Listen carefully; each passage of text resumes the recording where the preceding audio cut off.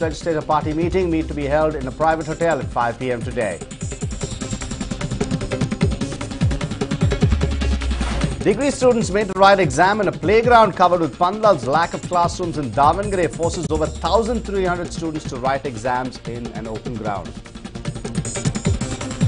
And NEWS9 presents the third edition of the Elite School Fair at Hotel Lalit Ashok. Fair provides the parents an opportunity to sample and pick from the best of residential and international schools.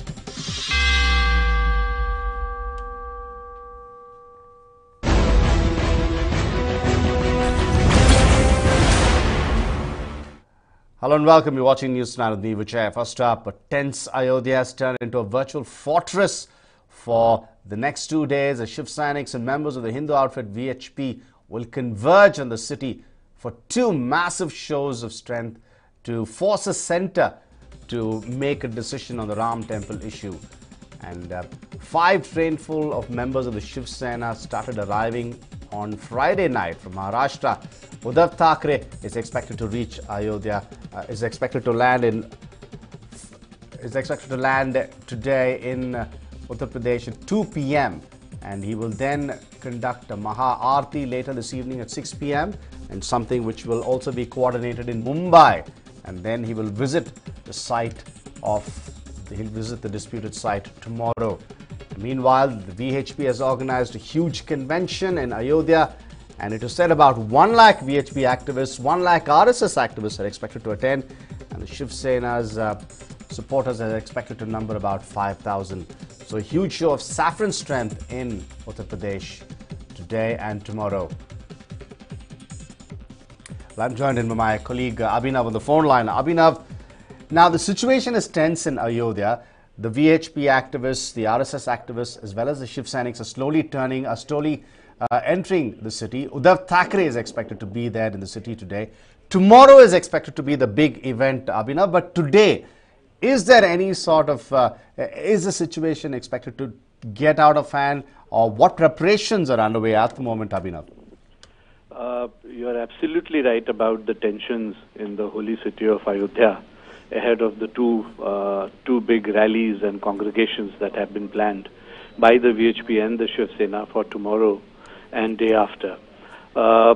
It is, despite the fact that there is a BJP government at the helm in the state of Uttar Pradesh, the district administration hasn't shied away from expressing its concern over the tension that prevails in the city. In fact, the city administration has said that a lot of Muslims fear trouble, and some of them have started leaving the city. So it definitely is true that there is some tension on the ground that cannot be denied. Administration, however, has made a lot of arrangements to ensure that there is enough security to prevent situation from going out of hand. Central parliamentary forces, at least 10 companies of central paramilitary forces and 68 companies of provincial armed constabulary has been deployed to keep a check on the law and order situation, while the senior district officials and the state officials, ADG Lucknow zone and Asutosh Pandey, who's IG for Jhansi zone, they are also likely to be present. They are taking stock of the preparations and they'll be present on the ground. So the Faizabad district administration, is in full swing. They have ensured that with security presence, the situation doesn't go out of hand. But what happens on the ground, obviously, in the frenzy and the melee, will only be seen tomorrow. There are prohibitory orders imposed at the Ram Janmabhoomi Babri Masjid disputed site, and one should hope that things will go as per plan and there will be no untoward incident. Oh, yes, that's the hope that everybody is living in at the moment, Abhinav. But Uddhav Thackeray is expected to come in this afternoon. He's also expected to conduct a Maha Aarti later. And do you anticipate, is there an anticipation of any tension today as such? Tomorrow, of course, it's a huge rally. But today there seems to be a lot of preparations, a lot of security, and not really too much of trouble. But with Uddhav Thackeray coming in, do you expect Shiv Sainiks, of course, are just about 5,000. They expect it to be 5,000 number. They will be outnumbered by the RSS and the Shiv and the VHP activists, who will be about 1 lakh. But today, do you expect any sort of clashes or a face-off between any of these outfits? Of course, all of them are geared towards one cause, Abhinav, but do you expect any sort of clashes with the police or with the outfits?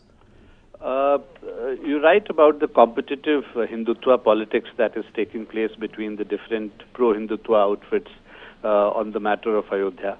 And initially there were reports of the VHP not being too pleased with Shiv Sena's plan that was announced a little late in the day to hold a competitive, competitive pro-Hindutva, pro-Mandir rally in Ayodhya.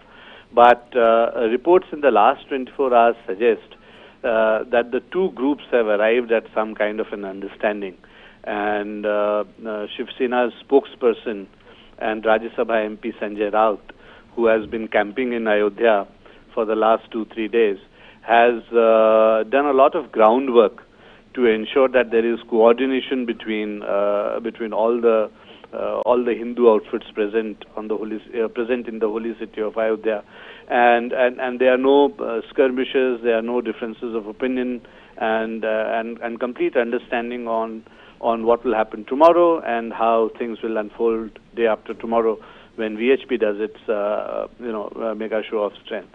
So these two outfits are unlikely to clash on the ground, and as you rightly say, they belong to the same side of the debate, seeking an early ordinance or an early construction of the Ram temple at Ayodhya.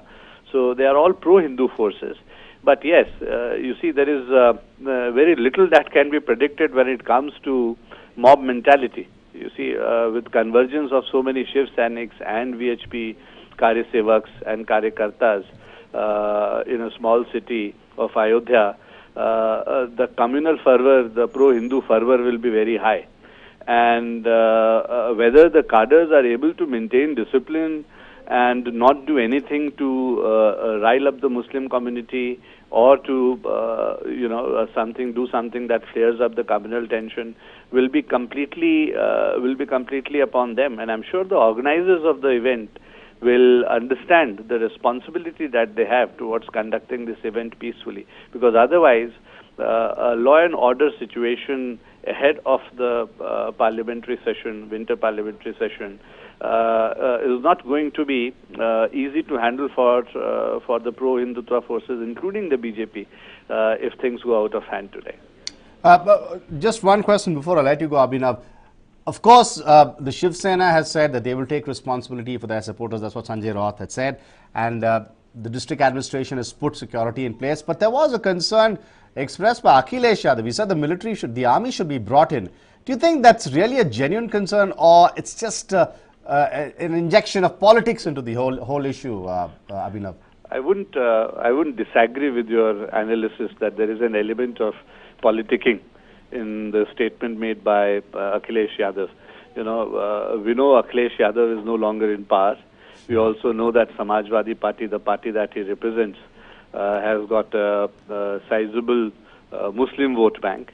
And some of the statements that you'll hear over the Ram Mandir issue coming from the Samajwadi Party camp will definitely be made with an eye on the Muslim vote bank. So, Akhilesh Yadav saying that there is need for military would look like an overstatement here. As long as the city administration, with the massive forces that they have deployed, paramilitary and the state constabulary, are on the ground and they do their job impartially, I don't foresee any big issues unfolding and the need for the military to be called out of barracks. Right. Thank you, Abhinav, for giving us that in-depth analysis there. My colleague Abhinav talking about what can be expected. Yes, of course, the district administration has ensured security is in place.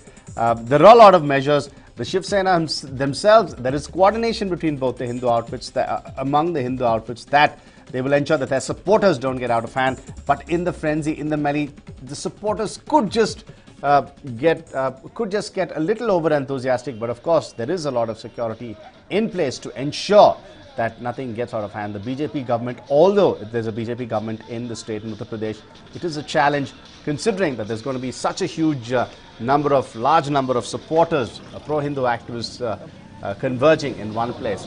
So a lot of expectation. Uddhav Thackeray is expected to turn up later today at 2 p.m. And then tomorrow he will proceed to the disputed site, where also a Mahasabha will be held by the VHP. And the Hindutva dream of constructing a Ram temple at the site of the Babri Masjid in Ayodhya is yet to be realized, but BJP parliamentarian Sakshi Maharaj has come up with a shocking statement in the run-up to the Lok Sabha elections. Demolish Delhi's Jama Masjid because it has been constructed in the remains of a Hindu temple. That's what he seems to have said. And he said, forget about Mathura, Kashi and Ayodhya. Talk about Jama Masjid first. And just let's listen into what he said. राजनीति में जब आया तो पहला मेरा statement था मथुरा में कि अयोध्या मथुरा काशी तो छोड़ो राजा भैया, अयोध्या मथुरा काशी तो छोड़ो, दिल्ली की जामा मस्जिद तोड़ो, अगर सीढ़ियों में मूर्तियां न निकले तो मुझे फांसी पर लटका देना। आज भी कायम हूं अपने स्टेटमेंट पर। That was a statement, very controversial statement, which the BJP MP made. This happened on Friday. This was a statement he made in Uttar Pradesh, and while he was making a speech. And this has triggered a lot of reactions, but definitely the BJP wouldn't be impressed with this particular statement.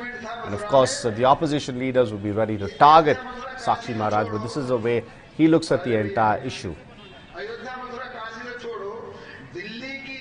राजनीति में जब आया तो पहला मेरा statement था मथुरा में कि अयोध्या मथुरा काशी तो छोड़ो राजा भैया, अयोध्या मथुरा काशी तो छोड़ो, दिल्ली की जामा मस्जिद तोड़ो, अगर सीढ़ियों में मूर्तियां न निकले तो मुझे फांसी पर लटका देना। आज भी कायम हूं अपने स्टेटमेंट पर। And the High Grounds police have filed an FIR against unknown people on the complaint of the JDS city president Prakash. Prakash in his complaint had alleged that some people in disguise of journalists are trying to defame the Chief Minister H.D. Kumaraswamy. According to the complaint, a team of 500 people are targeting the Chief Minister and the coalition government. The complainant also claimed that the farmers' protest was fueled by the same team who are trying to defame the Chief Minister. Remember, this complaint was filed yesterday. And today, the High Grounds police have filed an FIR against unknown people on the complaint of, this is the JDS city president Prakash, who had filed the complaint. And he had alleged that some people posing as fake journalists are trying to defame the Chief Minister. According to the complaint, a team of 500 people are targeting the Chief Minister and the coalition government. That's what the complaint said. The complainant also claimed that the farmers' protest was fueled by the same team who were trying to defame the Chief Minister.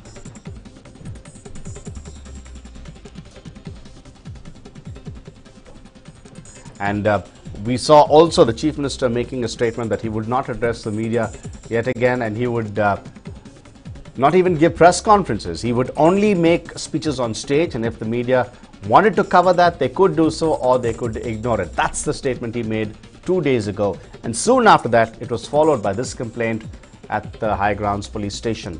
And the Chief Minister has constantly said he has targeted the media. There were also restrictions imposed on the entry of the media to Vidhana Sauda.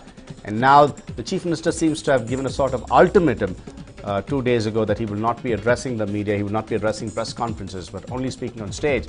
And yesterday, this complaint has been filed at the High Grounds police station that there is a separate group of people posing as journalists with the sole intent of trying to bring down the government, of targeting the Chief Minister. Kumaraswamy also has mentioned in his speeches in the last few days that any statement that he makes is misinterpreted.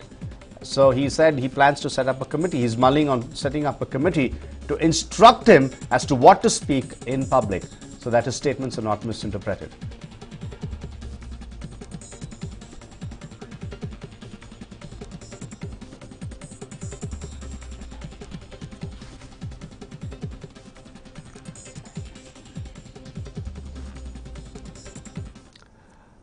We have some big news just coming in. Senior Congress leaders reportedly are upset with the state leadership. The senior Congress leaders are upset for sidelining them. Senior leaders upset for not considering them for the cabinet berth. The leaders have decided to hold a meeting next week. Ramalinga Reddy, MB Patil, HK Patil, Roshan Beg and other leaders will attend the meeting. This is the big news which is just coming in. Senior Congress leaders are reportedly upset with the Congress unit in the state for sidelining them. Senior leaders are upset because they have not been considered for cabinet berths and they have decided to hold a meeting next week. And Ramalinga Reddy, MB Patil, HK Patil and other Roshan Beg and others are expected to attend the meeting. Even as the Congress faces flack from the opposition and the coalition government also faces flack, another problem seems to have arisen with the Congress itself.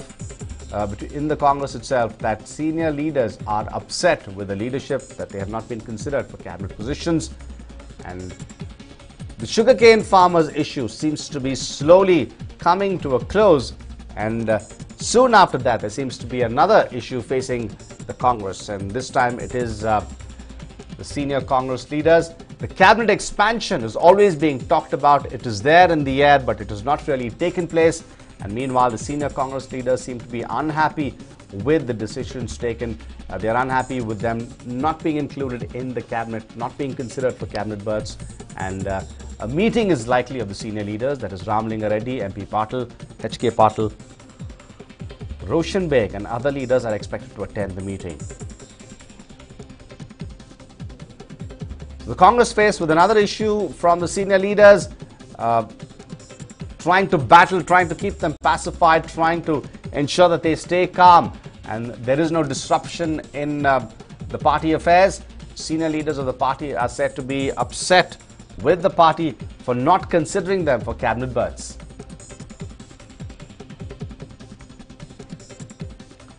And let's listen to what Ramalinga Reddy had to say.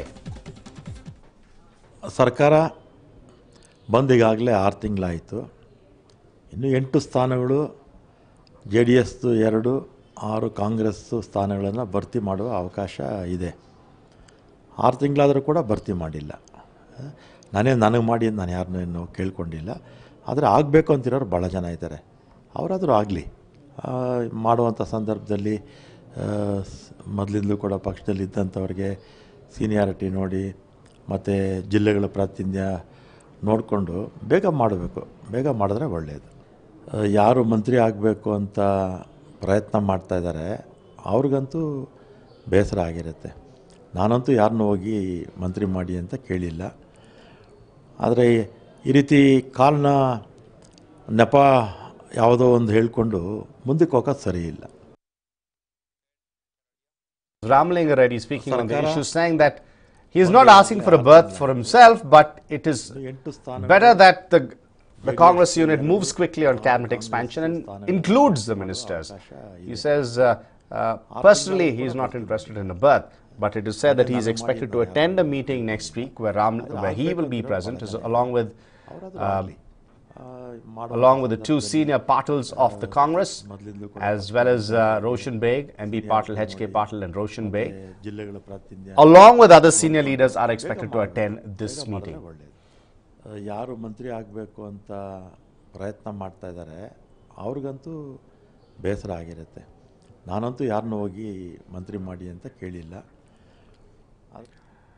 And Rahul Gandhi held a brief discussion with DK Shivkumar about state politics at the Hyderabad International Airport on Friday. Rahul Gandhi reportedly asked DK Shivkumar to work as a bridge between H.D. Kumaraswamy and Siddaramaiah. And Rahul also reportedly asked DK Shivkumar to be in touch with all the MLAs. DK Shivkumar, the Water Resources Minister, has reportedly briefed Rahul Gandhi about the political situation in the state and has assured him of the smooth running of the government. We saw the Water Resources Minister intervene in the sugarcane farmers issue. The farmers in Belagavi had called off the protest after DK Shivkumar sat down with them, spoke to them and gave them assurances. And now he has provided an assurance that he will ensure that there is a smooth running of the government in the state. Rahul Gandhi has reportedly asked him to be a bridge between H.D. Kumaraswamy and Siddaramaiah.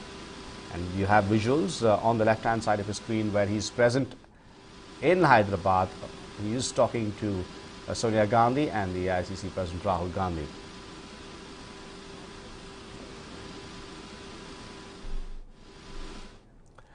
Chief Minister H.D. Kumaraswamy has called for an emergency JDS Legislative Party meeting later today. The JDS Legislative Party meeting will be held at 5 p.m. in a private hotel. It will finalize 2 candidates for ministerial berths. The JDS will also discuss names for heads of boards and corporations. It is said that the meet will also be a platform to plan a strategy for the Belagavi session.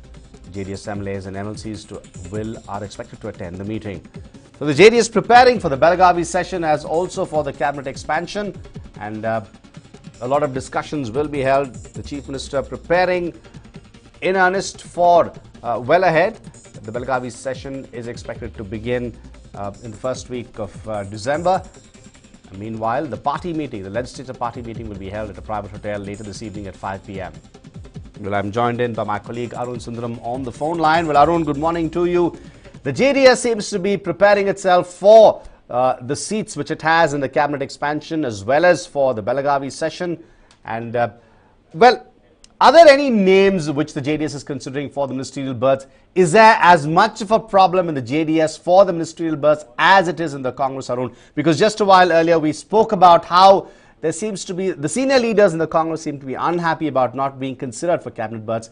Will the JDS, will Kumaraswamy, H.D. Devegowda and H.D. Devana also confront the same problem, or is it a little more subdued? And how do you think the Chief Minister is preparing for the Belagavi session, Arun? Well, Michael, good morning. As far as the JDS is concerned, they are also facing a kind of a backlash. It's not as if the backlash is very acute as in case of the Congress, but there is some kind of a backlash.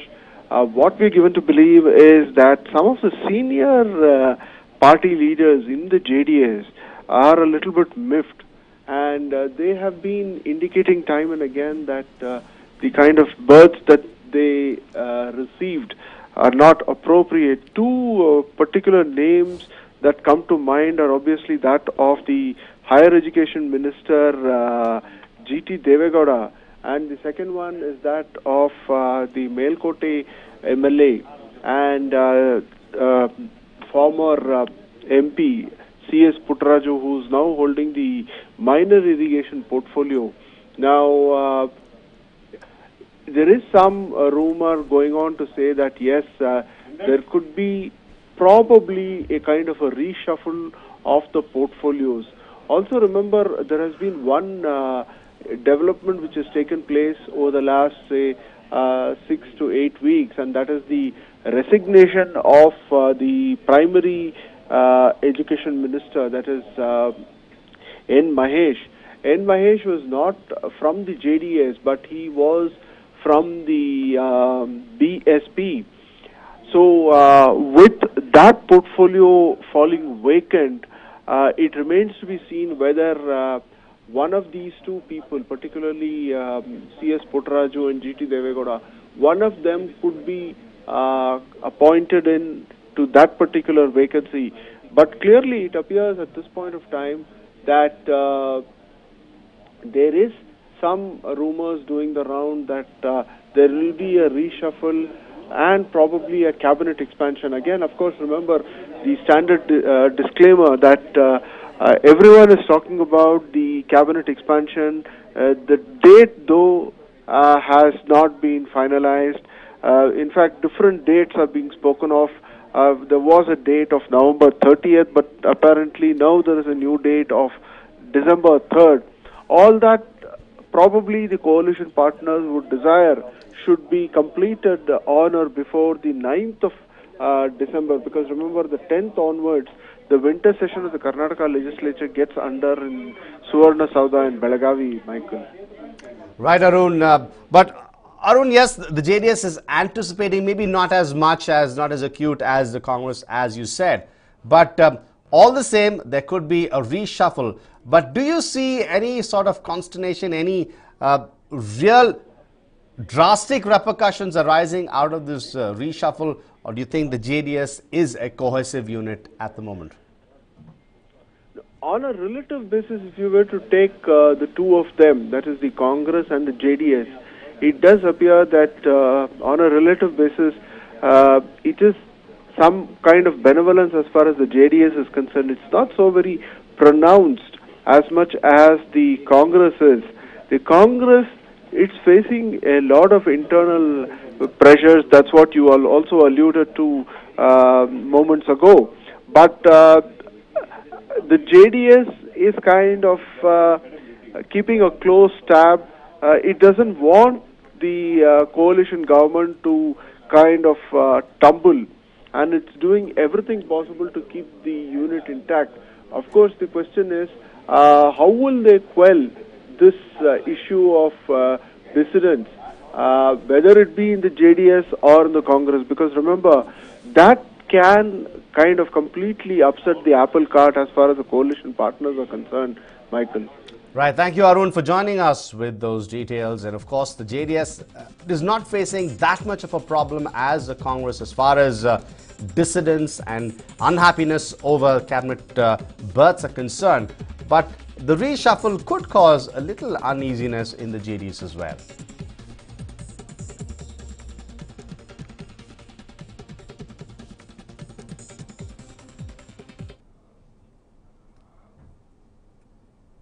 Slip into a short break now, but more news and updates continue on the other side. Stay tuned. NEWS9 presents Elite Schools Fair 2018. Searching for international schools, residential schools and best schools around? Here's an opportunity to meet the school management and get counselled all under one roof. Please visit us on 24th and 25th November 2018 at Hotel Lalita Shoka, Bengaluru. Entry free. Platinum sponsor, New Baldwin International School. Gold sponsors, Bangalore International Group of Institutions. Orchid, the International School. He took to yoga when he was only 5. I have still a lot to achieve in my life. At 12, he's India's youngest yoga champion. I never get nervous. He carries out the toughest asanas with a smile. The difference between ordinary and extraordinary is just extra.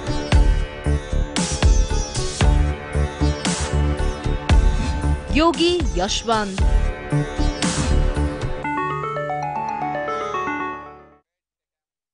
In a shocking incident, degree students were made to write exams on a playground covered with pandals due to lack of classrooms.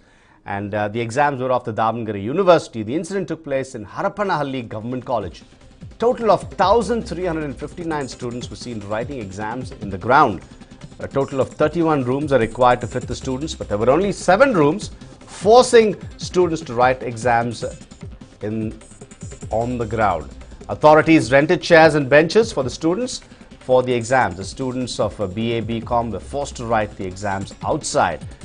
When you had them, you can see the visuals from on your screen. Pandals being put up and the chairs and benches being laid out outside. There were only 7 classrooms which were available, but when a total of 31 classrooms were required, some of the students were accommodated inside the classrooms, and the rest of them, about 1,359 students, were made to write exams outside the classroom in a playground. And this is the visuals on the screen. It happened in Harapanahalli in Ballari, and the exams were that of Davangere University, and the students were doing their BCom and BA. These students were forced to write their exams on a playground. Really, a lot of questions as to why such incidents occur. Mismanagement, lack of foresight, and that's what seems to have led to this problem. 31 classrooms were needed, only 7 classrooms were provided.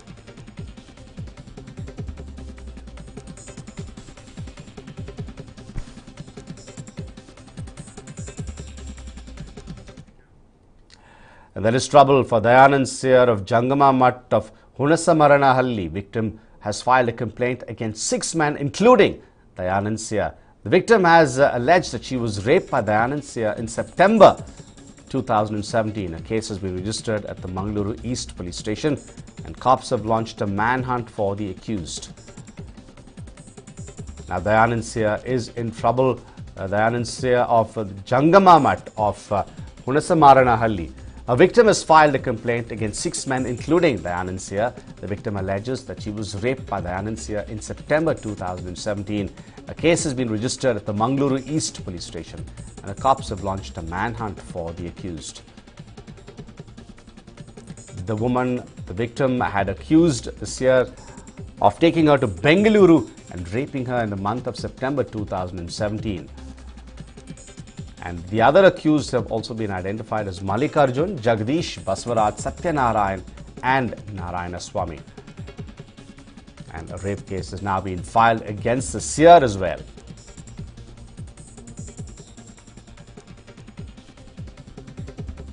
At the moment, the seer is absconding. The police have launched a manhunt to find the accused. The incident took place in 2017. And there you have the visuals of the FIR copy where the Dayanand is also mentioned.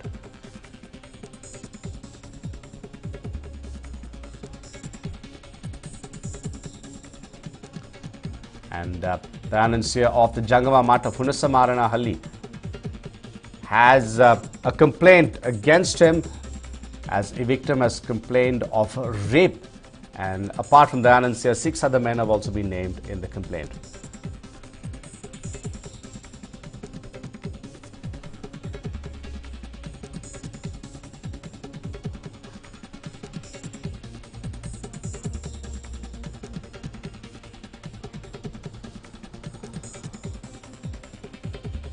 And these are visuals of the FIR that you can see. The complaint has been filed at the Mangaluru East Police Station. The cops have launched a manhunt for the accused.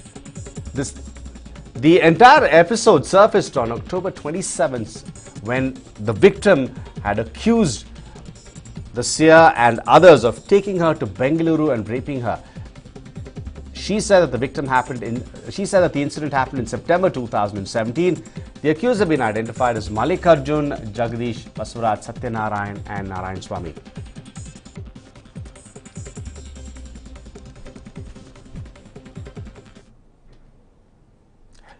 Former Prime Minister H.D. Devegowda's bronze statue will be inaugurated today in Savandipur village of Channapatna Taluk of Ramnagara district. The statue is 6 feet and 7 inch high.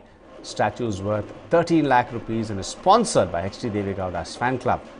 The former Prime Minister and the Chief Minister H.D. Kumaraswamy are expected to inaugurate the statue at 12 noon. Now this statue has come up in Savandipur village of Channapatna Taluk of Ramnagara district. And it has been sponsored by Devegowda's fan club. The statue is 6 feet and 7 inch high and it is said to be worth about 13 lakh rupees. H.D. Devegowda, the Chief Minister Kumaraswamy are expected to arrive at the location to inaugurate the statue at 12 noon. It is said to be a bronze statue and that's the statue you can see on your screens.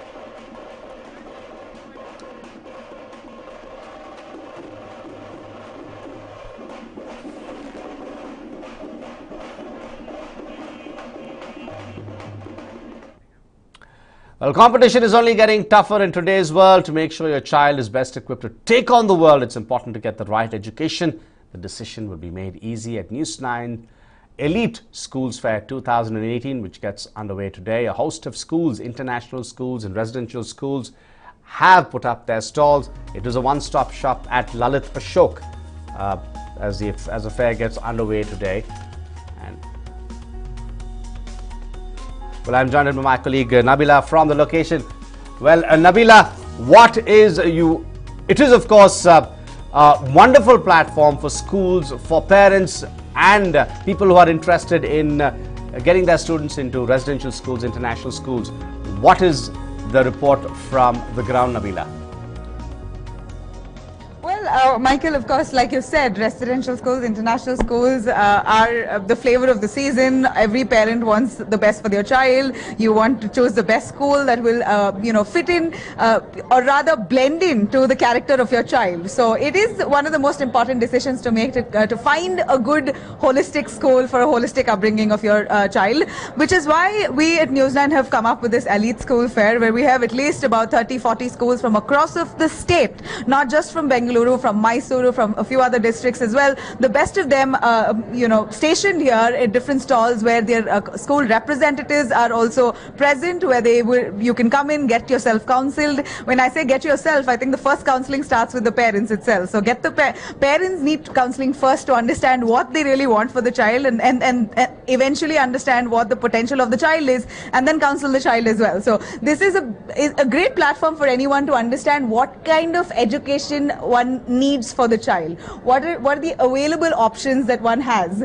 If you have to really look at schools one after the other, go to one place to the other across the city, it takes possibly forever, which is why we have come here with a one-stop solution where you can walk in, visit all of those stalls, consult with all of those school managements right here, one day, one shot. So it's saves you a lot of time and energy, and will give you possibly a better picture of what the educational system is like across of Bengaluru, across of Karnataka. Like I said, a quick glimpse into the stalls here. These are a number of stalls where we see parents and students already coming in, consulting with the school managements to try and find out what is the best kind of syllabus or educational system that they are providing for their children. So if it suits your child, awesome. You have the kind of facilities, infrastructure, faculty, the kind of different kinds of syllabus that each of these schools, when I say syllabus, the different kinds of methods of learning that these schools have to offer, it's definitely going to be, you're going to be spoiled for choice. Parents and students alike are going to be spoiled for choice. And if I can sort of catch Mr. Neeraj Patil, who is our former mayor of Lambeth as well. A quick understanding from him. He's here as a guest host here today to tell us a little more on the education system, and what do you think of this platform's Elite School Fair 2018? See, having attended many such fairs in London, I had to say, now this is such a wonderful place where, say, if a parent wants to choose a child into a good school. Right. Now, rather than hopping from one school to other school and asking so many questions to so many people about how good or how bad a particular school is, right, what are the advantages of a particular school. Now, if they come over here, they will get all the necessary information. The thing is, I would seriously consider recommending all the parents who want to send their children to a good school to come today, come here first and have a look and meet all the school staff, absolutely, their principals. It's not just about choosing a school, it's about understanding exactly what is available in the educational system. And even if you don't make your choice here, the idea is for us to ensure that you are knowledgeable on what's existing, what is there, and what better platform here. You have counselors right here trying to help you out. True, because you see, the thing is, different children have different educational needs. So some parents are more keen that my child should excel in medicine, my child should excel in sports. So the thing is, they can come here and see what is the flavor that suits their child. And each child is unique ultimately. Thank you so much, Mr. Neeraj Patil. We are looking forward for the inauguration. Mr. J.T. Devegowda, who is the Higher Education Minister, is going to join us a little while. We will be kick-starting this event. It's for 2 days, today and tomorrow. So come in, indulge yourself and make the right choice in terms of educational institution for your child. Over to you, Mike. Right. Thank you, Nabila, for joining us. Well, of course, you can head towards Lalit Ashok if you want a one-stop shop to decide on schools, and international schools and residential schools for your child. Well, with that, it's a wrap in this edition of the Bulletin. Coming up on the other side is a News9 special. Stay tuned.